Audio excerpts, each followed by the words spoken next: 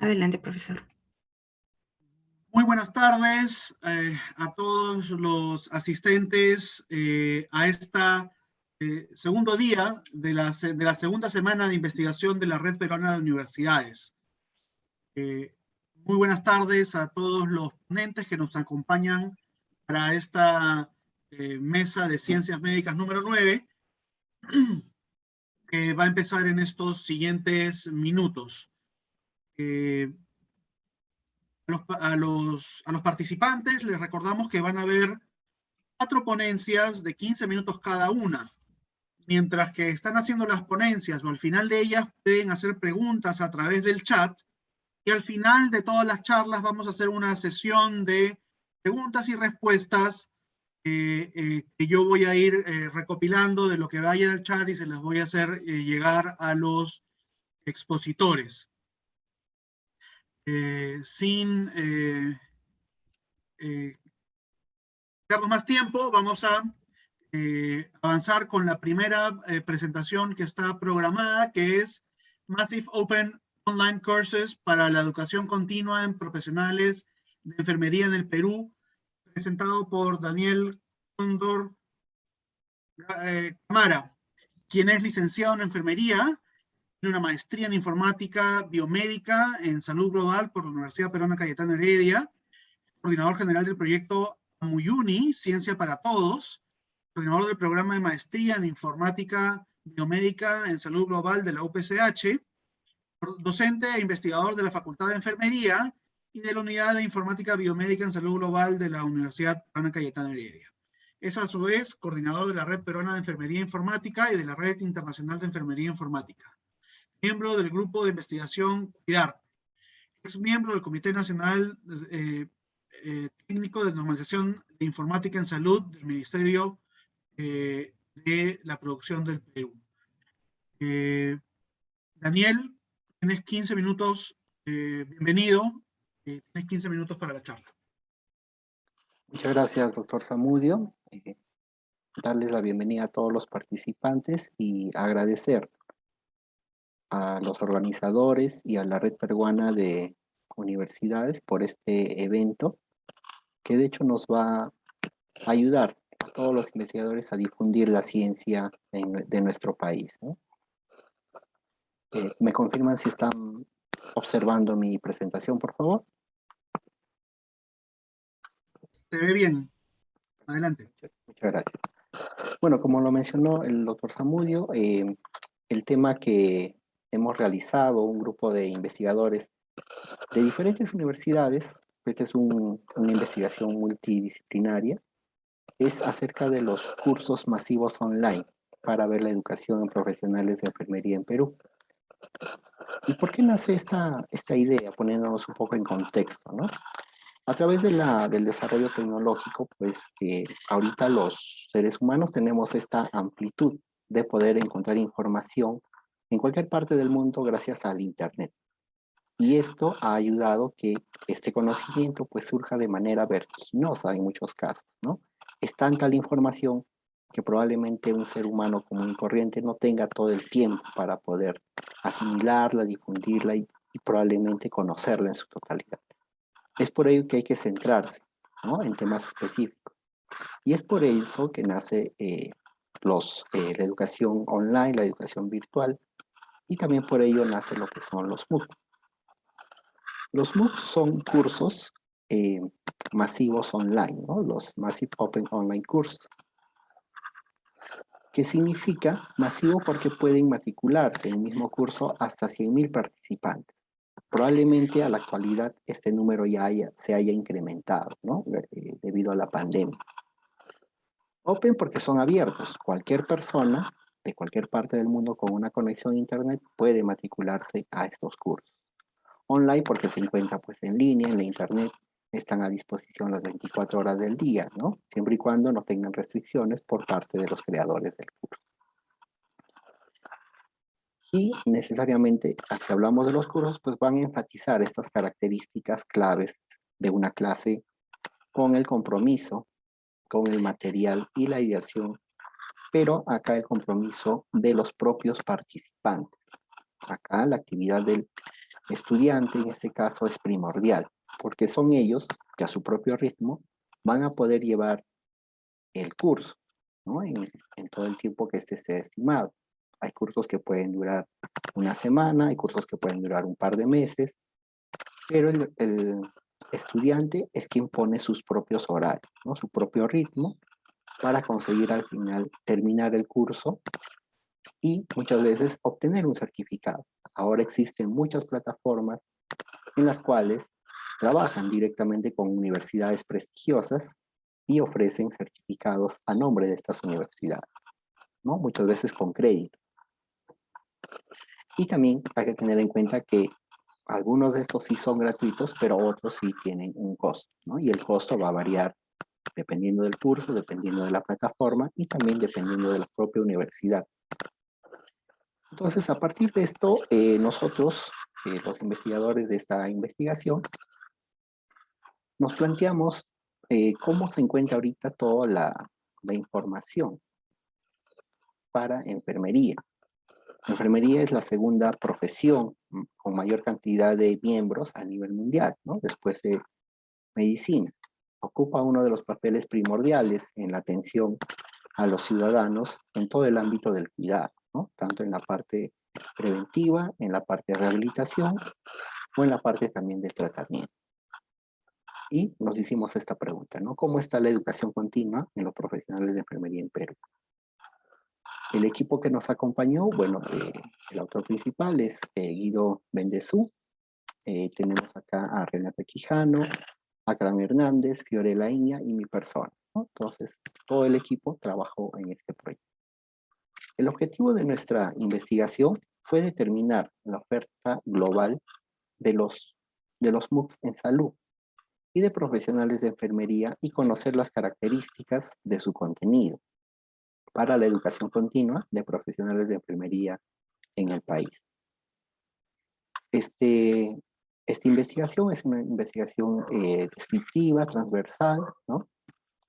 Analítica, que ha querido verificar toda esta información. La metodología que hemos utilizado, pues hemos realizado una búsqueda en las diferentes plataformas a nivel global de los MOOCs, ¿no? Plataformas especializadas que se dedican ya a realizar MOOCs.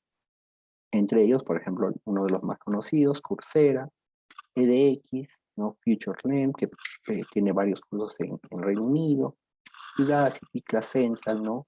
Si queremos un poco en español, por ejemplo, Miriada X, Allison, ¿no? Y también algunas específicas como la de la Organización Mundial de la Salud, ¿no? Entonces, hemos hecho una búsqueda en estas plataformas y la temática que nosotros buscamos fueron acordes a las áreas y especialidades de enfermería reconocidas por el Colegio de Enfermeros del Perú.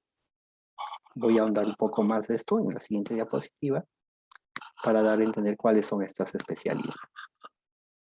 La búsqueda se realizó del 15 de marzo al 25 de abril del 2019. Cuando les mencionaba las áreas de especialidades, en el país, el Colegio de Enfermeros del Perú reconoce 36 especialidades divididas en 5 áreas, ¿no? Áreas del cuidado profesional, donde se encuentra la mayor cantidad de especialidades que se dictan en el país, tales como traumatología, cuidados intensivos, emergencia, neonatología, etc. Especialidades para el área de salud pública y familiar y comunitaria, área de docencia e investigación, área organizacional y de gestión y área para el desarrollo profesional, ¿no? Entonces, en esta resolución, la 357 de 2015, está establecida todas las especialidades reconocidas en el país. Una vez que nosotros realizamos esta búsqueda, entonces empezamos a ver todos los cursos que pudimos encontrar y empezar a agruparlas según las áreas de especialidades en el país. ¿Qué resultados obtuvimos? Tenemos en esta primera tabla los resultados de esa primera búsqueda, ¿no? Encontramos un total de 654 cursos MOOC a nivel global, de los cuales específicamente 14 eran dirigidos para enfermería. Como vemos, es una cantidad bien poca, ¿no? Para la gran población que tenemos. Pero fueron 14, que representa justamente el 2% de toda nuestra búsqueda. Y dentro de las áreas de especialidad, la que tuvo más frecuencia justamente son las de salud pública y salud comunitaria, con un 35%. A partir de esto, entonces, empezamos a revisar estos 14 cursos para ver cómo se estaba desenvolviendo, qué características tenía estos cursos específicamente para la carrera de enfermería. Y aquí en la tabla 2, justamente vemos estas características. Gran parte de los cursos son de países anglosajones, como Reino Unido, Estados Unidos, ¿no? Australia. La mayoría está en idioma inglés. Solo algunos españoles, tenemos solamente 2, uno en idioma turco, y según las áreas, pues acá las predominantes, ¿no? Entonces, a partir de esto, y eso fue lo que pudimos encontrar, a partir de esto, entonces, empezamos a analizar, comparando con otros estudios, para poder realizar la discusión de esta primera mirada que nosotros hemos encontrado. Y aquí podemos mencionar, ¿no?, que si bien es cierto, los MOOC tienen mucha utilidad porque permiten a personal de salud a estar continuamente desarrollándose, ¿no?, mejorando habilidades, mejorando conocimientos, es necesario que se aboquen a temas principales de repente como la salud mental, que en la búsqueda no pudimos encontrar, o eran escasos o no estaban presentes en ese momento. Probablemente ahora, después de la pandemia o durante la pandemia, se han abierto más cursos MOOC y están enfocados ahora al tema de salud mental, ¿no?, o también a la salud global. También hay que tener en cuenta que los MOOC son una alternativa para todas las personas en general, ¿no?, que tengan un acceso a Internet, ya sea desde un celular o desde un equipo como una laptop o una computadora. Especialmente para personal que muchas veces en nuestro país tenemos mucho personal que trabaja en zonas rurales y no cuentan con la disposición de tiempo o la accesibilidad para poder ir a ciudades y empezar a estudiar o mejorar su campo de profesional. Entonces los MOOC es una alternativa, porque también estos les pueden brindar lo que son certificados, ¿no?, y así mejorar su posición profesional. Profesor Cóndor, le quedan 4 minutos. Ok, muchas gracias. Entonces, lo que acá queríamos resaltar es que el mayor número de MOOCs que hemos encontrado son en el área de salud pública y investigación. En las áreas de especialidad, netamente donde se necesita más la práctica, no hemos podido encontrar cursos específicos, ¿no? Es necesario que estos cursos se desarrollen en distintos idiomas y que también tengan la posibilidad de traducción, específicamente en español, porque puede ser una barrera al momento de hacer un curso, especialmente en un país como el nuestro, donde todavía muchos profesionales no tienen esta habilidad de un segundo idioma como el inglés. También hemos visto que no hay casi nula participación de países latinoamericanos, entonces es necesario aumentar esta práctica. Y esto ya lo mencioné, de la práctica en inglés, del ejemplo. Y bueno, hay que tener en cuenta que se debe brindar mayor grado de conocimiento a los estudiantes para mejorar sus habilidades en el uso de las plataformas digitales y que estos puedan ayudarse para que puedan tener los MOOCs o puedan servirle los MOOCs más adecuadamente. También es necesario tener mejores estrategias para brindar la formación a los profesionales de enfermería. Creo que esta pandemia va a ayudar bastante a que pues, el tema de virtualidad sea algo más frecuente en las mallas curriculares. Por último, para concluir, hay una amplia oferta de MOOCs disponibles en el campo de la salud, eso sí, muchos de ellos en idioma inglés, ¿no? La oferta de cursos MOOC incluye los cursos a las áreas que tiene consideradas el Colegio de Enfermeros del Perú, y necesariamente pues tenemos que buscar la mayor cantidad de MOOCs que se puedan desarrollar en idioma español. Creo que ahora es una buena oportunidad para esto, ¿no? Y me quería despedir con esta frase: hacer lo que nadie más hará, un camino que nadie más puede tomar. A pesar de todo, seguimos adelante y eso es la profesión de enfermería. Muchas gracias por su atención.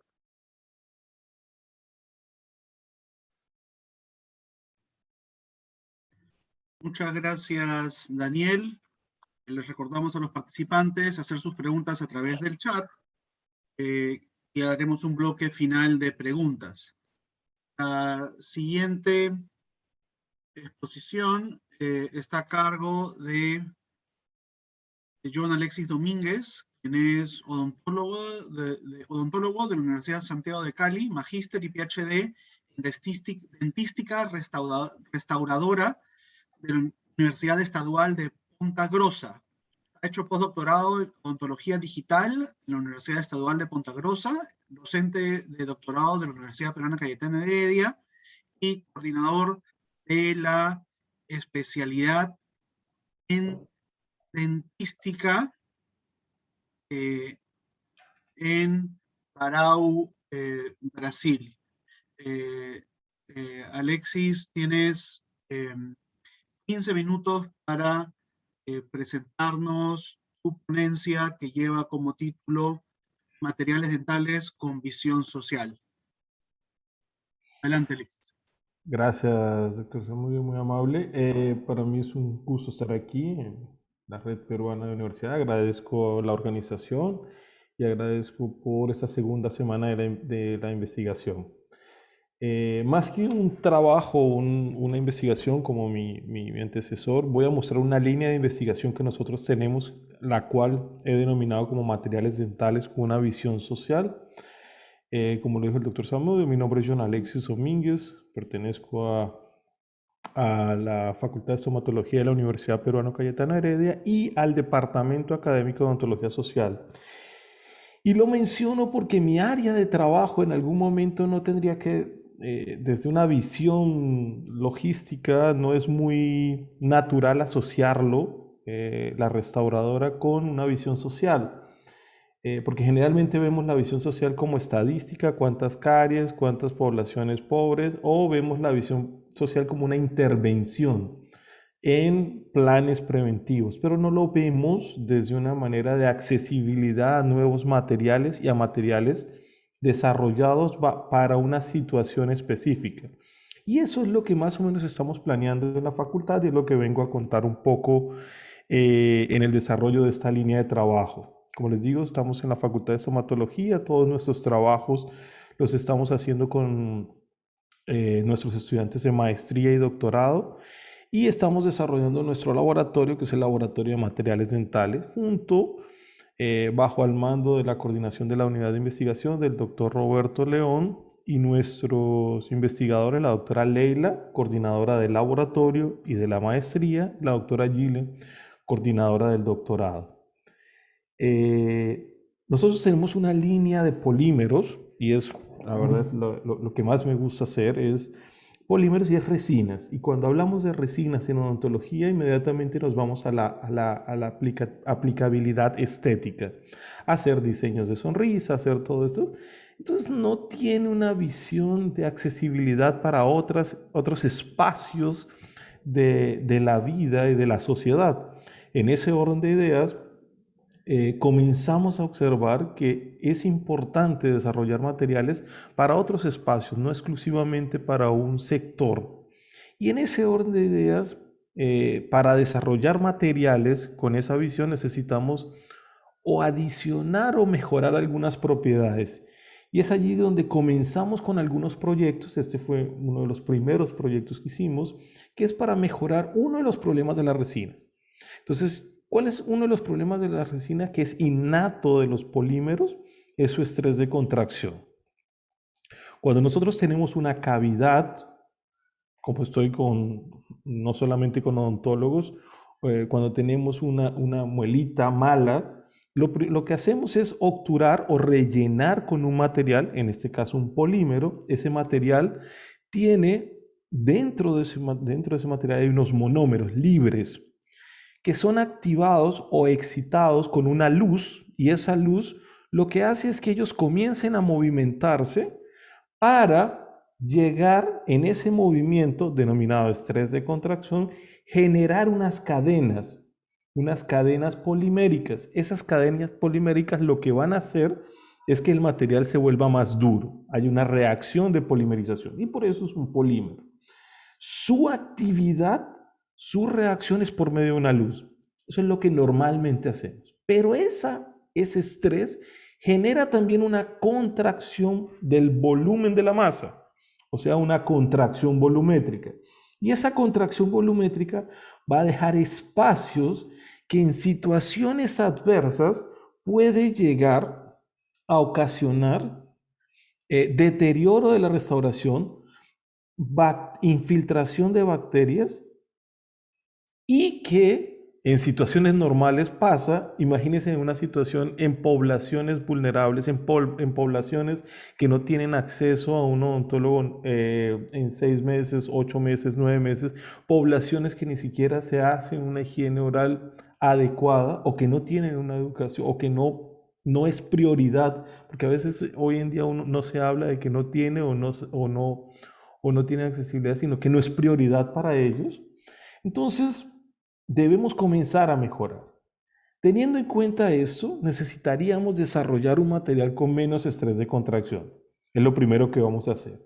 Pero la falta de higiene también hace que desarrollemos un material que presente una actividad, podríamos decir una actividad antimicrobiana, que es el segundo material que estamos desarrollando, y ya lo vamos a ver. Y que esto nos pueda hacer que en el momento de colocar ese material necesite menos controles. Y eso lo estamos desarrollando modificando algunas de las estructuras moleculares de este material. Entonces vamos a empezar a hablar de estos trabajos. Para poblaciones que no tienen una accesibilidad. Uno de los primeros es el primero que mostré es la colocación de un plastificante, el cual fue desarrollado por medio de un proceso de policondensación. Ese proceso de policondensación fue realizado por 8 horas. Posterior a eso se hizo precipitados para desarrollar el PLA, que es este material de aquí, desarrollado con poliácido láctico, para después incorporarle a ese poliácido láctico un aceite de ricino. Ese aceite de ricino es un plastificante, pero el plastificante solo no lo podríamos, necesitábamos llevarlo como una molécula. Esa molécula la desarrollamos por medio de cambio de atmósfera de oxígeno a nitrógeno, como lo estamos viendo, y posterior a eso se desarrolló una serie de caracterización. Ahí está, se vuelve a precipitar 3 veces para la realización de este elemento, que esto es lo que resultó de nuestra patente. Esa patente es el poliácido láctico con aceite de ricino, para posteriormente caracterizar nuestro material. Desarrollamos nuestro material, incorporamos nuestro polímero, nuestra resina, incorporamos el poliácido y le realizamos microscopía electrónica. Esta microscopía electrónica lo que nos va a mostrar es que está incorporado junto con una difracción de rayos X que vamos a ver más adelante.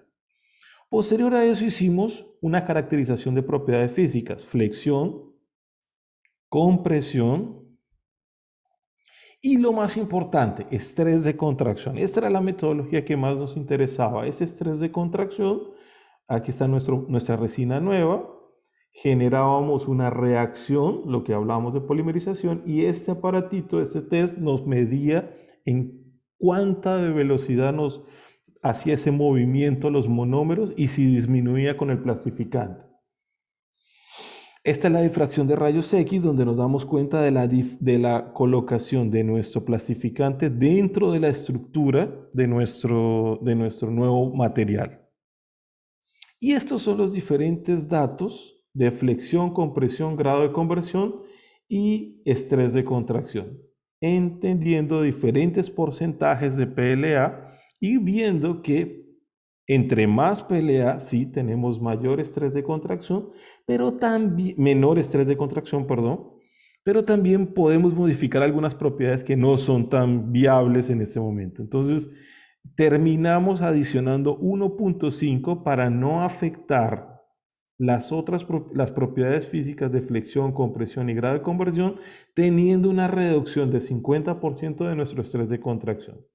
Con eso generamos nuestra primera patente y de ahí en adelante comenzamos a adicionar algunos otros elementos. Algunos otros elementos como un iniciador con efecto de antimicrobiano, que fue una segunda patente que nosotros generamos. Este coiniciador es el 4-bis-dimetilbenzidrol como un potencial antimicrobiano y tenemos un potencial con algunas bacterias. Entonces empezamos a desarrollar dentro de la universidad otros antimicrobianos, comenzamos a observar otros elementos para adicionar, y es aquí donde sale esta tesis doctoral que está en ejecución, donde a la resina le estamos incorporando un betano, un 2,3-benzotriazol, 4-hidrofinil etilmetacrilato como un antimicrobiano. ¿Cuál es la idea? Ya tenemos que nuestro material tiene un menor estrés de contracción.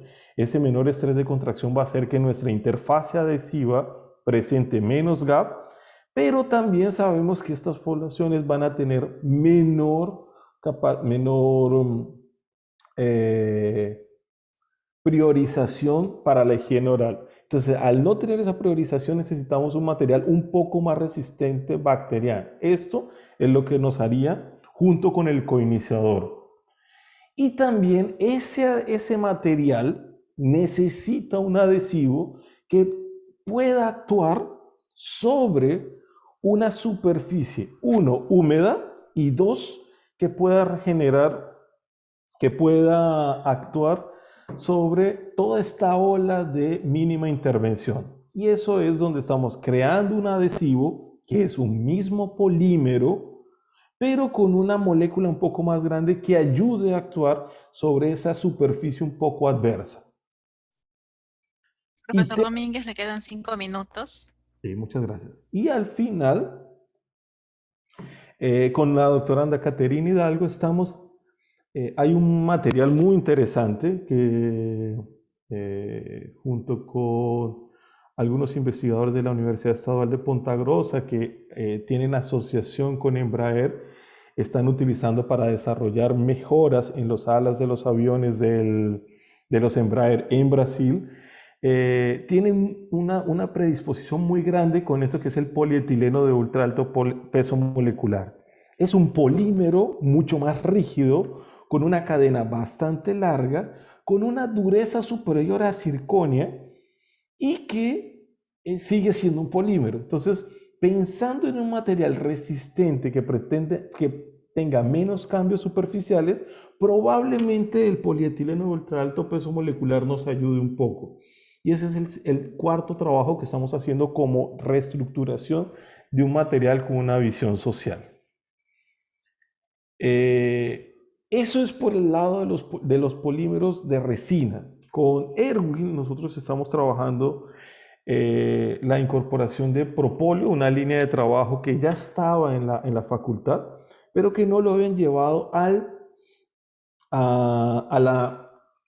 materiales como ejecución para materiales. Así que comenzamos a desarrollar materiales como un cemento endodóntico polimérico. Para esto, que ya la endodoncia tiene una complicación, es que sus materiales no tienen una actividad antimicrobiana fuerte.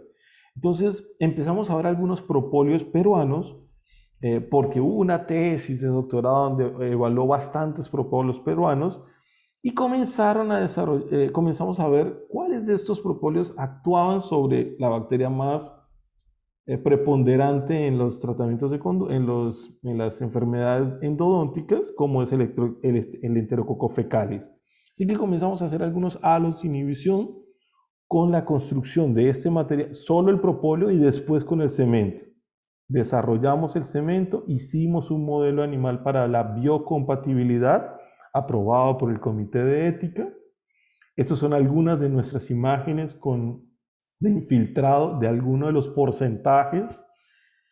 Y hoy en día estamos en el proceso de citotoxicidad, estamos haciendo las pruebas de citotoxicidad. La pandemia nos disminuyó un poco el avance de este material, pero probablemente este año ya terminemos para poder comenzar las pruebas, probablemente después de la ejecución de la patente, las pruebas clínicas.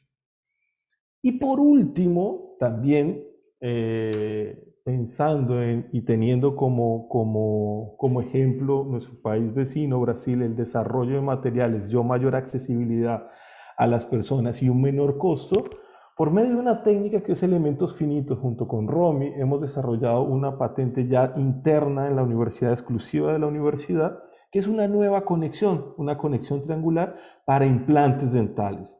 La intención es, en un segundo paso, ya crear el prototipo para comenzar a observar algunos modelos clínicos con algunas empresas que estén interesadas. ¿Ok? Esta es la patente de esta conexión. Siempre inculcando ese porqué a nuestros estudiantes para generar nuevas ideas. Gracias a la Red Peruana de Universidades por este espacio. Y dejo mis datos por aquí. Cualquier inquietud, estoy a total disposición.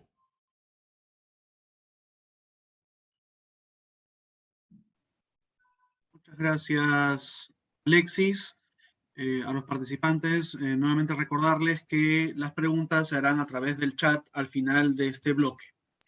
La siguiente presentación es titulada Factores de riesgos asociados a la prevalencia de parasitosis en menores de 7 años en el puesto de salud Marián de Huaraz en 2017, que está a cargo de Magna Guzmán Ábalos, quien cuenta con una maestría en farmacia bioquímica, con mención en farmacia clínica, doctorado en gestión y ciencias de la educación, docente principal de la Facultad de Ciencias Médicas de la Universidad Nacional Santiago Antúnez de Mayolo, directora de la unidad de posgrado de la Facultad de Ciencias Médicas de esa misma universidad. Magna, un gusto tenerte acá, bienvenida, y tienes 15 minutos para tu presentación.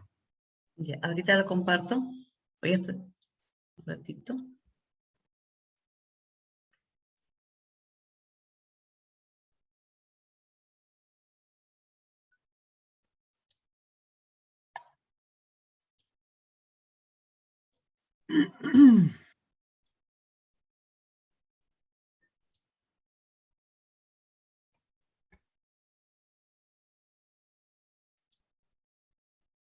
¿Estoy compartiendo? No.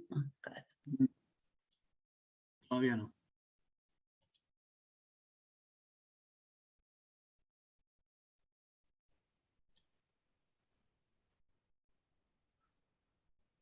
Share screen, ¿sí?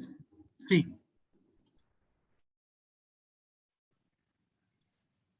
¿Ahora? Ahora sí, más bien habría que poner ahí presentación completa. Bien. Muy buenas tardes. Muy agradecida por la oportunidad de dar a conocer por parte de los investigadores nuestros trabajos que venimos realizando, ¿no? Que grande o mucho o poco estamos colaborando de todas maneras con los aportes, ¿no? Bueno, en esta oportunidad voy a presentar el trabajo de investigación denominado Factores de riesgo asociados a la prevalencia de parasitosis en menores de 7 años. El puesto de salud Marián Huaraz 2017. En relación a la descripción y por qué motivo pues uno se anima a realizar un trabajo de investigación, justamente nos llamó mucho la atención a mi persona y al equipo que me acompañó, ¿no? Fueron 4 integrantes más, un estadístico que nos apoyó bastante en la parte estadística, una enfermera y también la enfermera Soledad Patricio, la obstetriz Nancy Rosas, y también otro colega que nos acompañó, ¿no? Juan Carlos Vázquez. Bien, entonces, habíamos nosotros visto que cuando salíamos, bueno, por diferentes motivos, que también realizamos otras investigaciones, ¿no? Que las enfermedades parasitarias vienen siendo un problema a nivel de los menores, ¿no? Sobre todo en esa edad y también antes de esa edad escolar, ¿no?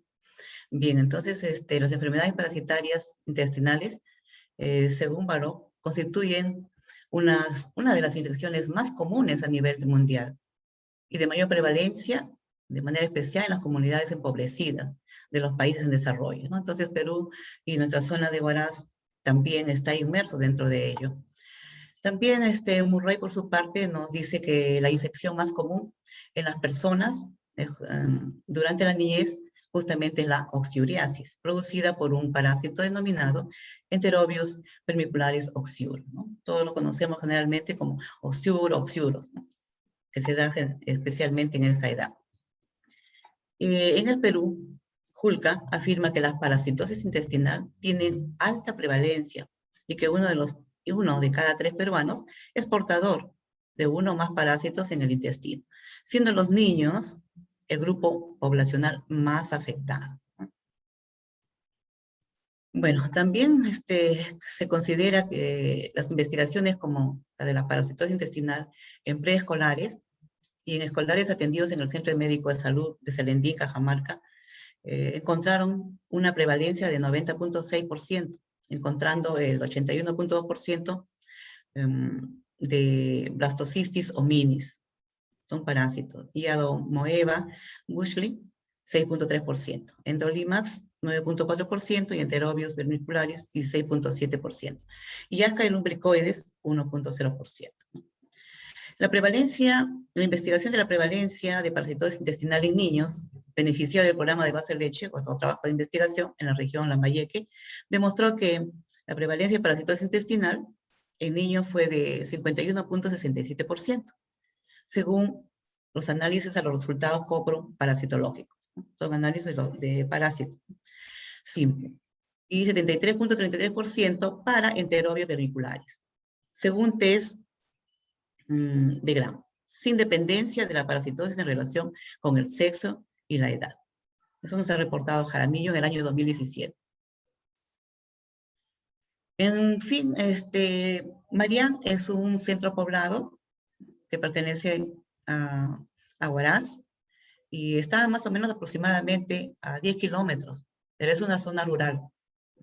Si bien es cierto, existe allí un centro de salud que también hace los esfuerzos denodados por evitar justamente las parasitosis en los menores, es necesario conocer cómo es esa realidad, ¿no? Qué tanto también una institución de salud colabora en el medio de la comunidad. Entonces, ante ello nos hemos formulado las siguientes preguntas. La pregunta general: ¿cuáles son los factores de riesgo asociados a la prevalencia de parasitosis en menores de 7 años? El puesto de salud de Marián, Huaraz, 2017. Los problemas específicos, como el centro de salud, como el factor de riesgo sanitario se asocia a la prevalencia de la parasitosis en menores de 7 años. El otro problema, como el factor de riesgo sociocultural se asocia a la prevalencia de la parasitosis en menores de 7 años. Y también determinar justamente en sí lo principal, ¿no? ¿Cuál es la prevalencia de la parasitosis en menores de 7 años? Entonces, ¿y cuáles son los parásitos más frecuentes en estos niños menores de 7 años? Importante conocer estos datos para que se pueda de pronto hacer prevención o también dar el tratamiento oportuno. El objetivo general, determinar los factores de riesgo asociados a la prevalencia y parasitosis en menores de 7 años. Del puesto de salud de Marián, Huaraz, 2017. Y los objetivos específicos: analizar el factor de riesgo sanitario asociado a la prevalencia de la parasitosis en menores de 7 años. Analizar el factor de riesgo sociocultural asociado a la prevalencia de parasitosis en los menores de 7 años. Medir, también otro objetivo, ¿no? Medir la prevalencia. de la parasitosis en menores de 7 años y, por último, identificar los parásitos. Son parásitos más frecuentes en estos menores. Viendo algunos antecedentes, se ha considerado a Navone, que realizó un estudio transversal de las parasitosis intestinales en las poblaciones infantiles de Argentina. Un dato internacional. Y que concluyeron que las frecuencias de parasitosis en Argentina responden al complejo mosaico de variabilidad climática y socioeconómica del país y revelan una tendencia descendente de norte a sur y de este a oeste. Por su parte, el autor Quispe, en el año 2016, realizó el estudio sobre prevalencia y factores epidemiológicos de parasitosis intestinal en niños menores de 5 años, atendidos en el Hospital Regional de Moquegua, una tesis de maestría.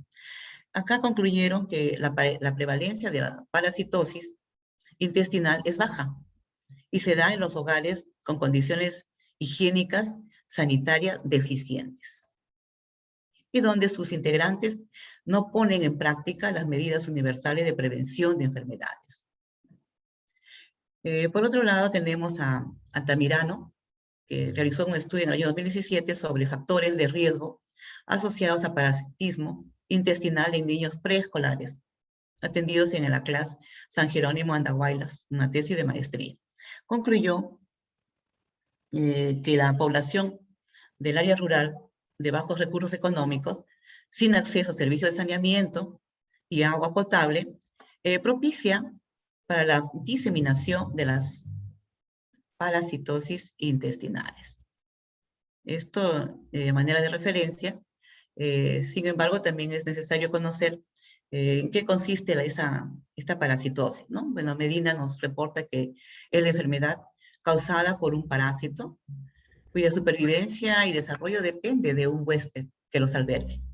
Pueden ser endoparásitos o de pronto ectoparásitos, ¿no?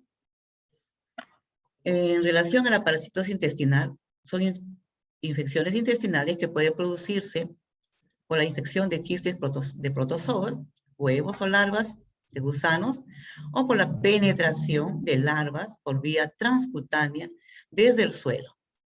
Esto nos reporta la Asociación Española de Pediatría.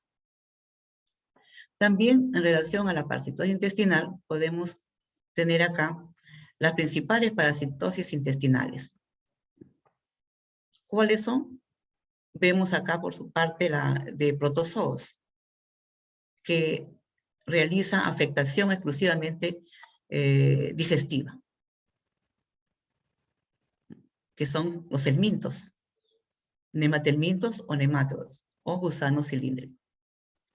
Y la afectación digestiva y potencialmente en tejidos, los platelmintos, o cestodes o gusanos planos. Y bueno, los parásitos más frecuentes en los organismos de los niños, los famosos conocidos como Ascaris, y que es justamente el parásito Ascaris lumbricoides, que se transmiten a través de la ingesta de huevecillos fecundados del parásito, los cuales llegan al aparato digestivo por medio de las manos o de pronto de las frutas y verduras contaminadas con tierra. Los oxiuros, común también en este grupo etario, se adquieren al ingerir alimentos contaminados por los huevecillos, los cuales crecen en los intestinos con el tiempo y son eliminados a través de la materia fecal. Y la giardia, otro parásito, principal forma de contagio es beber agua, beber o lavar frutas y verduras con agua contaminada, así como llevarse las manos a la boca después de haber estado en contacto con superficies contaminadas. Profesora Bien. Guzmán, le quedan 5 minutos. Ya, gracias. Bueno, también se ha considerado el factor sanitario, como el agua, el consumo y las condiciones socioculturales, ¿no? Ante ello, nos hemos formulado la hipótesis de las condiciones sanitarias y socioculturales son factores de riesgo que están asociados a la prevalencia de parasitosis en menores de 7 años atendidos en el puesto de salud de Marián, Huaraz 2017. Y acá tenemos la parte de la metodología, fue aplicada por su temporalidad, también es prospectiva y por un lado, prospectiva para determinar los factores de riesgo y retrospectiva para ver los parásitos que estuvieron en las historias clínicas. El diseño fue no experimental con diseño transeccional, con una población de 36, bueno, y vemos una muestra de 92 madres, y el grupo que se ha dividido en casos 44 y control 48. En total fueron 97, ¿no? La técnica de encuesta, también la observación, el instrumento que se utilizó ha sido validado, y acá están los datos, y la hipótesis se contrastó mediante la medida de frecuencias o ratios con un nivel de error del 5%. Bueno, vamos a ver acá los resultados que se obtuvieron en esta primera presentación, esta tabla, los factores sanitarios, los factores de alimentos, consumo, alimentos, servicios básicos, eliminación de excretas, y en el consumo de agua vemos que se ha obtenido una relación positiva, obteniendo un OR o ratio de 1.4, ¿no? Que si bien es cierto, OR se equipara a la unidad de 1, ¿no? Mayor a 1 es positivo y menor a 1 es negativo. Entonces aquí hemos tenido 1.4, pero que no es tan significante porque está cerca también al 4, al 1, ¿no? En los alimentos se ha reportado de que comen en su casa, entonces de acuerdo a ello se obtiene una relación negativa de 0.6, pero que también no es tan baja, ¿no? Sino que se acerca al OR, que es el 1 como medio que nos sirve de referente a nosotros, ¿no? Y en el caso del servicio básico, se ha obtenido que tienen servicio básico, ¿no? Un OR de 0.446, una relación negativa, similar al anterior, y en la eliminación de excretas tienen un servicio de eliminación de excretas, ¿no? Obteniéndose un OR de 0.404, que también es negativa. Bueno, resultados en comparación a las que obtuvo Altamirano, sin acceso a servicios de saneamiento y agua potable, que viven en condiciones ambientales bastante propicias para la diseminación de los parásitos, ¿no? En relación a estos resultados obtenidos, ¿no? Y acá, en relación al lavado de manos, un OR de 0.495 en relación negativa, el grado de instrucción, con instrucción, un OR positivo de 1.3 o 300, es igual, pero que también no es tan alto, ¿no? No es tan alto. Es relación positiva, pero no muy alta. Digamos, un tanto bajo. Materiales de vivienda, adobe, un OR de 0.785, una relación negativa. Bueno, y acá sí, ¿no? Vemos acá la presencia de animales. La presencia de animales sí ha obtenido un OR de 1.56, una relación positiva, que si nosotros ponemos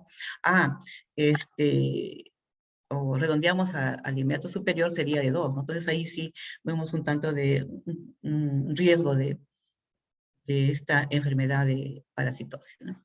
Acá nos podemos ver algo similar que encontró este autor Quispe, que en la presencia de perros en la vivienda, ¿no? Un 60.53, ¿no? Con lo que nosotros hemos tenido acá con animales. También 33 en casos y 31.5 en los controles. Y el no lavarse las manos antes de comer, 77.97. Son resultados sí están similares a los que nosotros hemos encontrado. Y acá vemos rápidamente la prevalencia encontrada es de 47.8. ¿Sí? Y en esta diapositiva vemos una característica clínica leve, ¿no? La característica clínica se refiere a la presencia de un parásito y moderada de 2 parásitos, ¿no? Y más de 2 ya sería grave, pero solamente hemos encontrado esa parte leve y moderada, ¿no? Y en la leve, 40.2. ¿Quién nos por ahí vamos con lo obtenido por Altamirano. Acá en Giardia Lambia 24.9 y nosotros hemos obtenido 16.3, ¿no? En Tamoeba coli 18.61 y acá sí hay diferencias con obtenido en 10.8 y bueno, en ese sentido, ¿no? Bien, y finalmente tenemos las conclusiones a las que se ha llegado. Se ha demostrado que los factores de riesgo sanitarios están asociados a la prevalencia de la parasitosis en menores de 17 años. y que los factores de riesgo sanitario, consumo de agua está asociado positivamente, y el consumo de alimentos, servicios básicos y eliminación de excretas están asociados negativamente a la prevalencia de parasitosis en menores de 7 años, ¿no? Y por su parte, los factores de riesgo socioculturales, grado de instrucción, está asociado positivamente, y el lavado de manos, material de la vivienda y la presencia de animales están asociados negativamente a la prevalencia de parasitosis en menores de 7 años. La prevalencia obtenida de la parasitosis es de 47.8% en menores de 7 años. Y los parásitos más frecuentes fueron Blastocystis hominis, seguida en menor porcentaje de Yardelambia, y Entamoeba coli en menores de 7 años, ¿no? Muy bien, muchas gracias por su atención.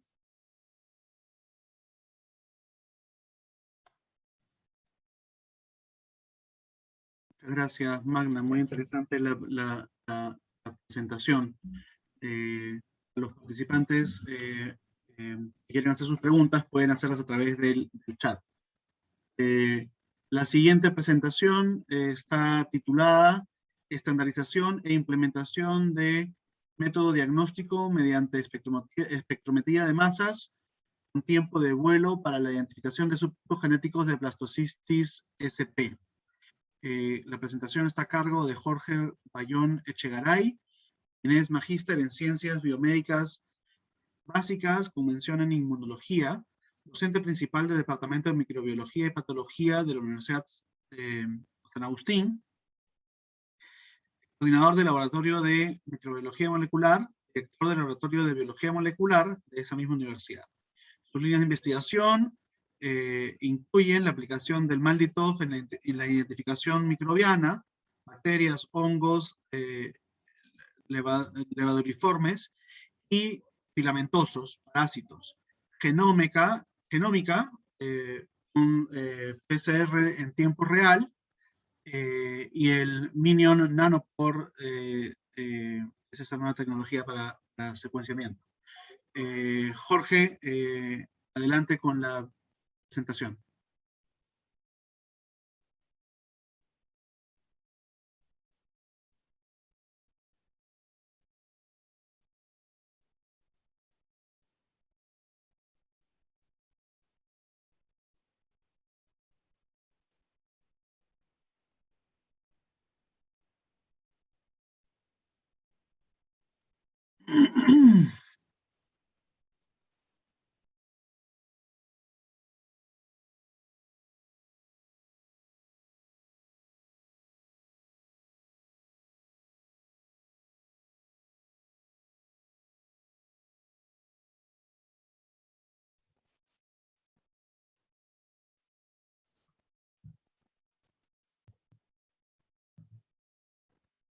Buenas tardes con todos. ¿Están viendo mi pantalla? Sí, la estamos viendo. Faltaría que pongas en modo presentación para que se vea más. Ahí está. Perfecto, Jorge.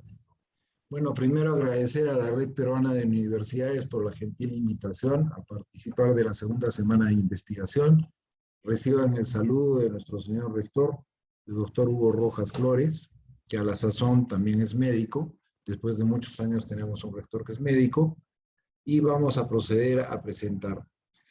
Lo que vamos a presentar es un proyecto de investigación que actualmente está en ejecución a pesar de la pandemia, que es la estandarización e implementación de un método de diagnóstico mediante espectrometría de masas con tiempo de vuelo para la identificación de los subtipos genéticos de Blastocystis SP. Clásicamente, la identificación de los agentes que pueden causar parasitosis siempre ha sido morfotípica, o sea, utilizar un microscopio y poder ver una muestra de heces. Actualmente tenemos otras herramientas diagnósticas que tienen mayor sensibilidad y especificidad, pero requieren el concurso de equipamiento. En esta oportunidad, en este proyecto de investigación, lo que vamos a utilizar es un espectrómetro de masas con tiempo de vuelo, que es el BITEC-MS, que tiene dos plataformas, una que es para diagnóstico clínico, que es el IBD, y también tenemos una que es el RUO, que es fundamentalmente para investigación, que tiene una base de datos más grande que permite identificación de bacterias, hongos filamentosos, levaduriformes y obviamente también parásitos. Y otra plataforma que también podemos utilizar es el secuenciamiento que se puede realizar con secuenciamiento. En este caso nosotros lo que vamos a utilizar es el Minayon Nanopore, que a diferencia del Illumina es menos costoso el equipo y también permite hacer trabajos de campo. Entonces, este proyecto tiene antecedentes que me parece importante señalar. Nosotros empezamos a hacer este proyecto el año 2017, un primer proyecto que ya se ha culminado, que era realizar el diagnóstico morfológico, molecular y clínico de la blastocistosis como enfermedad emergente en humanos y su asociación con el tratamiento y la tenencia de animales. Con lo cual manejamos un presupuesto de 248.000 soles que nos permitió realizar el proyecto y tuvo una duración de 2 años. El año 2018, paralelo a eso, obtuvimos también otro fondo de financiamiento a través de UNSINvestiga por la cantidad de 1.850.000 soles, lo cual nos permitió implementar finalmente el laboratorio de microbiología molecular con el equipo que ustedes están viendo acá, que es el espectrómetro de masas con tiempo de vuelo, lo cual nos permite, de hecho, poder identificar a microorganismos y también a parásitos mediante el perfil proteico que tenga. Esto no hubiera sido posible sin el financiamiento a través de UNSINvestiga y la participación de un grupo de investigadores. Para poder realizar todos estos proyectos era necesario tener la infraestructura, que la tenemos, el equipamiento adquirido, y obviamente contar con un equipo de investigación para finalmente poder alcanzar la meta. El equipo técnico de investigación de la presente, la que estamos realizando, sería de la doctora Ada del Carpio, que es coinvestigadora, Renzo Salazar Sánchez, que es coinvestigador externo, el coinvestigador Segovia Cruz Fernando, y también en los grupos de investigación con los fondos concursales de la UNSA, obviamente tenemos que tener investigadores de pregrado, como el caso de José Carlos Chalco Ordóñez. ¿Cuáles son los datos generales del proyecto? El proyecto tenía un presupuesto aprobado de 250.000, pero como hemos señalado, finalmente solamente utilizamos 248. ¿Dónde estamos realizando el proyecto? En el Laboratorio de Microbiología Molecular, que está ubicado en la Facultad de Medicina. La fecha de inicio de este proyecto ha iniciado en plena pandemia, los primeros días del mes de abril del 2021, y debemos estarlo culminando el 31 de marzo de 2023. Es un proyecto que tiene un tiempo de duración de 2 años. El área prioritaria del proyecto es la biotecnología. ¿Cuál sería la problemática que justifica la subvención del proyecto? Como bien ha señalado Magda, las parasitosis intestinales constituyen uno de los principales problemas de salud pública, no solamente a nivel del Perú, sino alrededor del mundo, y está relacionada fundamentalmente con las características sanitarias y geográficas del lugar. En el caso de blastocisis SP, es uno de los protozoos intestinales más comunes y ampliamente distribuidos a nivel mundial y con una elevada prevalencia en el Perú. Tal como también ha señalado Magda, en uno de los trabajos encontraron que el porcentaje que habían encontrado en algunos trabajos era de 81.2%. Ahí ella lo mencionó como blastocisis hominis, pero la taxonomía actual es preferible utilizar blastocisis SP. El problema que tiene blastocisis es que blastocisis, cuando se identifica, normalmente se identifica simplemente por microscopía de campo claro y nos dice, ¿hay blastocisis o no hay blastocisis? Pero blastocisis SP no necesariamente es un agente patógeno, o sea, no en todas las personas ocasiona enfermedad. Y eso aparentemente es debido porque tiene una serie de subtipos genéticos. Entonces, lo que es importante es identificar los subtipos genéticos y poder ver cuál de ellos pudiera estar relacionada con cuadro clínico e incluso con algunas enfermedades, como por ejemplo, colon irritable, enfermedad inflamatoria intestinal. Entonces, de acuerdo a lo expuesto, el principal problema identificado se enfoca en que existe una deficiencia en el conocimiento que es ocasionada porque los actuales métodos de diagnóstico utilizados no permiten identificar la variabilidad genética del blastocisis. Entonces, la idea es poder identificar las variantes. ¿Cuál es la hipótesis que queremos comprobar con el proyecto? Como es un proyecto que va a describir, no tiene hipótesis. Lo que queremos identificar son los subtipos. En el anterior proyecto que hicimos en el 2017, encontramos que los subtipos fundamentalmente que habían era el ST1, ST2 y ST3. Pero hay más subtipos. Entonces queremos terminar de identificar los subtipos que están en la región. Pero ya no mediante técnicas de genómica, sino utilizando los perfiles proteicos que tiene el parásito a través del MALDI-TOF. Entonces, el objetivo general de la investigación, por lo tanto, es estandarizar e implementar la técnica del MALDI-TOF-MS como un método de diagnóstico sencillo, confiable y de bajo costo en identificación parasitológica de Blastocystis SP en la ciudad de Arequipa. Con la aclaración que el procesamiento será barato, pero la inversión inicial de contar con el espectrómetro de masas es costosa, porque cuesta alrededor de 800.000, 900.000 soles. Pero como tiene varios usos, justifica contar con ese equipo para realizar investigación, ya que permitiría utilizarlo por otros grupos de investigadores y también brindar un servicio. La metodología empleada, como ustedes pueden ver en este diagrama, ha consistido primero en el reclutamiento, en el diagnóstico parasitológico por microscopía y finalmente por la parte genómica, la identificación de los subtipos mediante reacción de cadena de la polimerasa de punto final, la identificación de los perfiles proteicos a través del MALDI-TOF y la validación. ¿Listo? Entonces, en el reclutamiento, fundamentalmente lo que estamos haciendo es el tamizaje, que lo hacemos mediante microscopía, el diagnóstico coproparasitológico morfotípico por microscopía. Luego aislamos al blastocystis en un medio escénico, luego lo clonamos para tener población de blastocystis, tenemos que mantener los cultivos, lo almacenamos en alícuotas de a menos 80 grados centígrados para finalmente poder identificar los subtipos mediante reacción de cadena de la polimerasa. Y hacemos el análisis de datos. Habiendo ya identificado los subtipos, estos subtipos vamos a correrlos para identificar qué perfiles proteicos tengo. Una vez identificados los perfiles proteicos, nuevamente hacemos reclutamiento de pacientes para hacer el diagnóstico y identificar los subtipos, ya no por la parte de reacción de cadena de la polimerasa, sino fundamentalmente por los perfiles proteicos que deben ser característicos de ellos y finalmente procedemos al análisis de datos.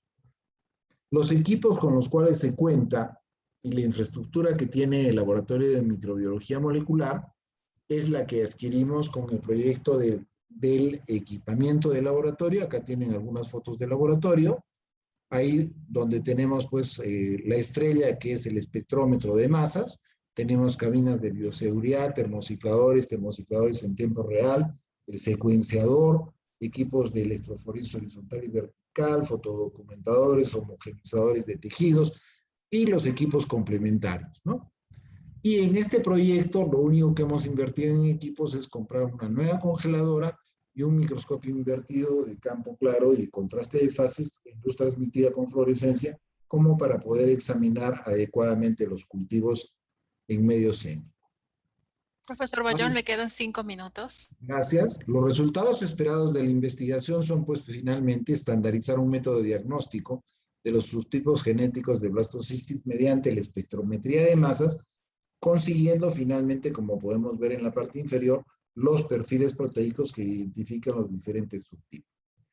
Los resultados esperados a los cuales tenemos el compromiso de cumplir es que haya un profesional graduado con título universitario, que sería el estudiante, la publicación de 2 artículos en revistas indexadas, 2 ponencias realizadas internacionalmente, una ponencia realizada nacionalmente, y una solicitud de patentes si logramos estandarizar y validar el método adecuadamente. Eso sería todo. Acá tienen las direcciones mediante las cuales nos podemos comunicar y todos están bienvenidos si alguna vez quieren realizar algún trabajo y requieren el uso de este tipo de equipo, bienvenidos sean y podemos colaborar. Muchas gracias.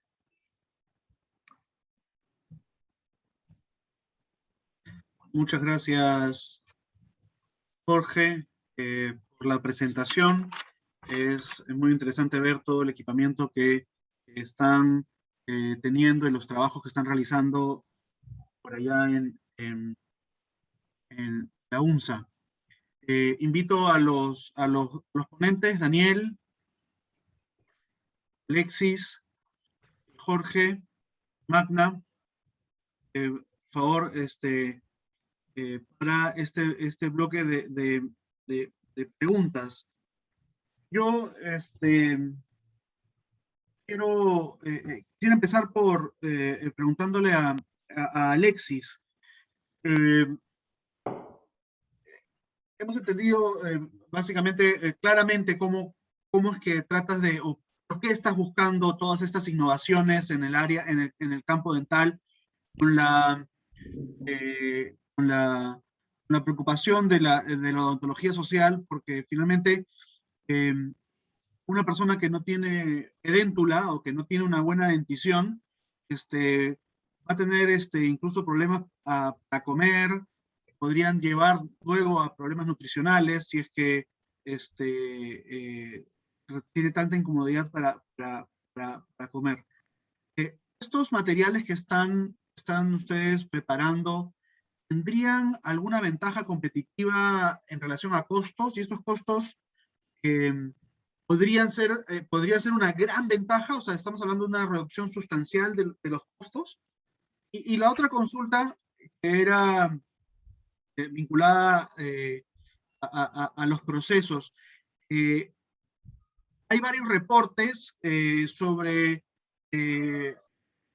economía circular con materiales que podrían ser reutilizados para procesar diferentes tipos de resinas o prímeros para odontología.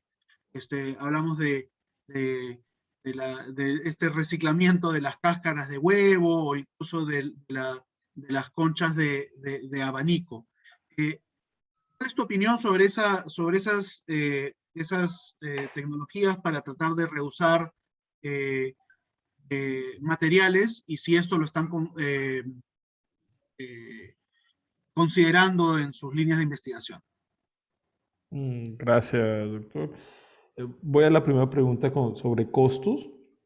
Voy a poner el ejemplo de Brasil. Brasil tiene una industrialización de sus materiales dentales impresionante, mientras aquí en Perú, voy a poner el ejemplo muy claro de implantes dentales. En implantes dentales, un implante a un odontólogo peruano le puede salir en 150, 160 dólares. Allá, comprarlo en Brasil sale en 20, 25 dólares.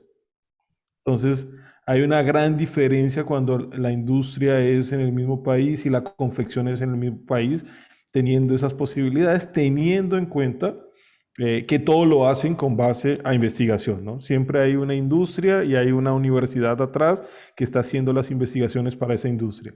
Ese modelo creo que es el que estamos tratando en el laboratorio de seguir para conseguir estos elementos. Ahorita el otro material en resinas es muy similar. Nosotros conseguimos resinas aquí en el Perú desde 100 soles hasta 200 soles. En Brasil conseguimos desde 20 soles, 10 soles hasta 150 soles, dependiendo. Entonces, si podemos tener una competitividad, sí. Hay algo que a mí no me enseñaron y eso es importante y hoy lo hablo mucho en el doctorado, y es que en Brasil se hace mucha investigación. Nosotros hicimos algunas patentes, pero no eran comercialmente viables. Eso el investigador generalmente no lo ve. El que es investigador puro, el que le gusta filosofar sobre esa parte, y a veces hasta choca hablar de esta parte comercialmente viable. Hoy en día pensamos en el doctorado en eso, porque nosotros no tenemos tantos recursos para investigar, entonces de alguna manera tiene que ser comercialmente viable. Esa es la realidad de nosotros. ¿Ok? Creo que te respondí las dos. Lo de las matrices. Y la segunda pregunta sobre matriz es una línea de trabajo que comenzó con un círculo de investigación de la doctora Gillen sobre matrices de cáscara de huevo. Es muy interesante, pero hay que ver que esto es, los polímeros tienen dos partes, una matriz inorgánica y una matriz orgánica. Esta matriz inorgánica es la que están tratando de cambiar. ¿Qué tanto efecto es lo que están investigando? Tanto así que hoy está la doctora Gillen junto con uno de nuestros doctorandos en Francia haciendo unas pruebas por medio de una financiación también de Concitet con este polímero que estamos creando con nanohidroxiapatita, de cáscara de huevo. Me parece interesante y tiene una expectativa interesante para algunas características que queremos desarrollar dentro del polímero. ¿Ok? Excelente, muchas gracias, Alexis. Muy interesante siempre Usted. conversar contigo sobre los avances. Y es importante darle esta mirada a la innovación que está tan vigente en los últimos años en el Perú y en el mundo. Yo quisiera ahora empezar a hablar de parásitos. Me he quedado sorprendido, Magna, con la altísima prevalencia. No pensé que iba a haber una prevalencia tan alta de parasitosis. Y ahí quisiera saber cómo fue que hicieron el diagnóstico de estas parasitosis, como primera pregunta, que se va a vincular mucho después a la presentación de Jorge, y preguntar qué tipo de consecuencias podrían estar viendo en una población pediátrica con una tasa tan alta de infección por parásitos, ¿no? Podrían haber problemas nutricionales, podrían haber consecuencias en presentación de futuras enfermedades en esta población.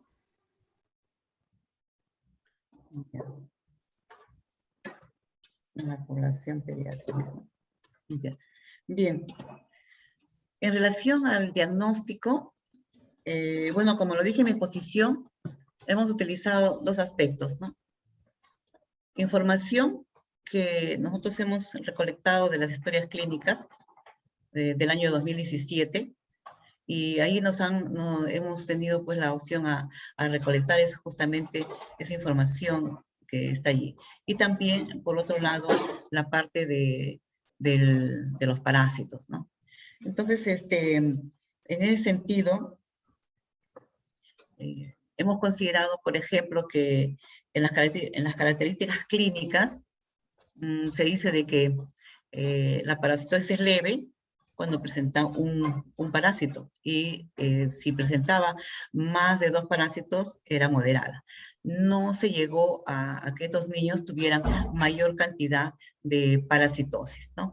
Pero sí hemos podido evidenciar en relación, por ejemplo, si ellos tienen animales, ¿no? Si tienen animales en casa. Y en ese caso, justamente la prevalencia ha sido más alta, ¿no? Si nosotros, como también lo mencioné, acercamos o redondeamos, por ejemplo, pero nos ha salido 1.57.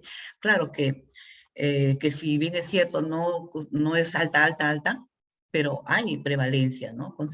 Bastante considerable, que si lo redondeamos, podría ser más, ¿no? Porque hace 1.50 y tantos, 1.54, llegaría a 2. Ahí sí estaríamos hablando de un riesgo, ¿no? Un riesgo, porque si es 3, 4, ya sería un alto, pero ha salido 1.50 y tantos de nuestra prueba de lo que hemos obtenido, ¿no? Con estos muchachos, con estos niños, este grupo etario. Y en relación a las consecuencias, bueno, pues eso tiene que ver mucho con el rendimiento de los niños, con el bajo rendimiento de los niños. Tiene que ver también con su autoestima de estos niños. ¿no? Porque el niño que tiene, por ejemplo, oxídoros, todos sabemos de que anda con la manita atrás, ¿no? Entonces algo está pasando, ¿no? Entonces también como que los muchachos en el colegio podrían estar haciéndole un bullying ahí. Nos comentaban pues las enfermeras cuando recolectábamos la información. O sea, es una trascendencia de que va más allá. La autoestima también para los niños, ¿no? Y el carácter, les cambia definitivamente el carácter a estos niños que están con esta situación de parasitosis. Entonces, miren, si sumamos 1, 2, 3 de lo que estoy mencionando, está afectando, afecta grandemente a no solamente a este grupo de niños, ¿no? En la edad preescolar de mayores hasta los, bueno, pues 12 años más o menos, y que siguen adelante si es que no hay contagio. Además, un niño que duerme con sus hermanitos o de repente con los papás, también se vuelve pues todo un círculo vicioso por la infestación que ocurre, ¿no? Jorge, me quedé impresionado con la cantidad de equipamiento que tienen en su laboratorio. Muy bien, Además muy bien. de tener líneas, sí, no, yo voy a conversar con los diferentes grupos de investigación y circularé tu correo para poder, estrechar lazos de cooperación con ustedes. ¿Qué otras líneas de investigación o qué otras patologías están viendo? ¿Qué otros agentes etiológicos están pensando dentro de la microbiología que ustedes estén viendo? No sé, me ocurre Chagas o alguna otra enfermedad que sea prevalente por allá en Arequipa, o qué otras cosas están haciendo como para poder conocer la amplitud de lo que están tratando de armar con éxito allá en la UNSA.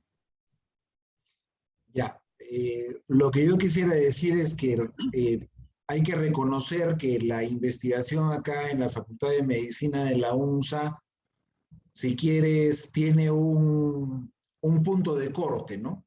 Y el punto de corte ha sido que fundamentalmente ahora contamos con los recursos del canon minero para lo que es investigación y que se está utilizando. Antes estaba en las cuentas de la universidad, pero no se utilizaba. Actualmente la universidad ha invertido más de 40 millones para equipar laboratorios en las diferentes áreas. Son fondos concursables y hemos tenido la suerte de poder ganar esos fondos concursables para equipar el laboratorio. Entonces, lo que estamos haciendo es generando los grupos de investigación en realidad recién. El espectrómetro de masas hasta ahora lo hemos utilizado, recién ha sido instalado y nos ha agarrado la pandemia. Ya a resultas de la utilización del equipo, ya tenemos una estudiante de medicina que se ha graduado utilizando el espectrómetro de masas, por ejemplo, para identificar en menos de 24 horas las bacterias que pueden ocasionar una infección del tracto urinario sin tener que esperar 48 o 72 horas. Entonces, la ventaja es la rapidez de la identificación de los microorganismos, que pueden ser, como he dicho, bacterias, hongos levaduriformes y filamentosos. También lo que queremos hacer nosotros es entrar en el mundo de los parásitos, puesto que habíamos hecho el primer trabajo de blastocistis. Entonces, lo que queremos es poder identificar los subtipos genéticos para ver qué impacto tienen en los cuadros clínicos que ocasionan. Porque el blastocistis, como he dicho, no es pues un parásito que necesariamente ocasiona enfermedad. Yo estoy seguro si a los 5 que estamos en este momento en la sala nos hacemos un examen parasitológico, les garantizo que por lo menos 3 tenemos el blastocistis. Y muchas veces pudiera ser que no hemos tenido sintomatología, o la sintomatología que hemos presentado son problemas digestivos, que pensamos que ha sido por la dieta, por lo que hayamos comido. O sea, el campo es muy grande para lo del malditófono. Y lo hemos complementado con la adquisición, con los fondos del proyecto de equipamiento de laboratorio para comprar también toda la plataforma genómica, de tal modo que podemos hacer actualmente el diagnóstico morfofenotípico clásico, que es el que han utilizado en el caso del estudio de Magda. Ahí dicen simplemente blastocistis, pero si el niño no tenía otro microorganismo, uno no pudiera decir que es el blastocistitis el que le ocasiona el problema. Entonces, tenemos ya toda la plataforma completa y la idea es empezarlo a utilizar en trabajos de investigación utilizando las 3 plataformas, ¿no? Y el Malditov también tiene otro tipo de utilidad. Actualmente, también hay 2 colegas que son de Cayetano Heredia y tenemos, por ejemplo, con Pablo Sukayama, un convenio que se ganó un fondo de Prociencias para hacer el secuenciamiento del SARS-CoV-2. Y eso lo estamos haciendo en otro laboratorio de la UNSA, que es el Laboratorio de Genética y Recursos Genéticos, ¿no? Y ya hemos secuenciado 108 genomas. Entonces, yo diría que ha habido un punto de corte y ahora tenemos que empezar a caminar. Entonces, la idea que yo por lo menos tengo es generar los grupos de investigación y garantizar de alguna manera que estos puedan ser sostenibles en el tiempo, consiguiendo recursos. Y como Alexis ha dicho, es difícil conseguir recursos. Entonces, la única forma de conseguir recursos es brindando servicio a terceros o sacando patentes que se comercialicen, con la idea de que esos sean lo que sustentan finalmente los laboratorios de investigación. Porque cuando uno inicia es difícil conseguir un grant de inicio.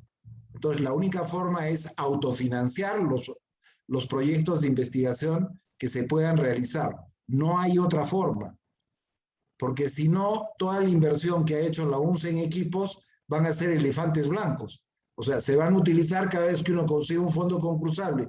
Y si no hay fondo concursable, no hay ni siquiera para pagar el mantenimiento de los equipos, ¿no? No sé si he contestado tu pregunta, Carlos. Sí, claro que sí. Claro que sí. Y muy contentos de tratar de utilizar estos espacios y para tener la red es lo que nos va a ayudar a poder generar este tipo de proyectos. Nos queda poco tiempo. Isabel Incaya le pregunta a Daniel de la información que ha obtenido, ¿cómo lo aplicaría en las instituciones formadoras en enfermería? Ya, disculpen, la voy a leer en vivo porque acaba de llegar esta pregunta.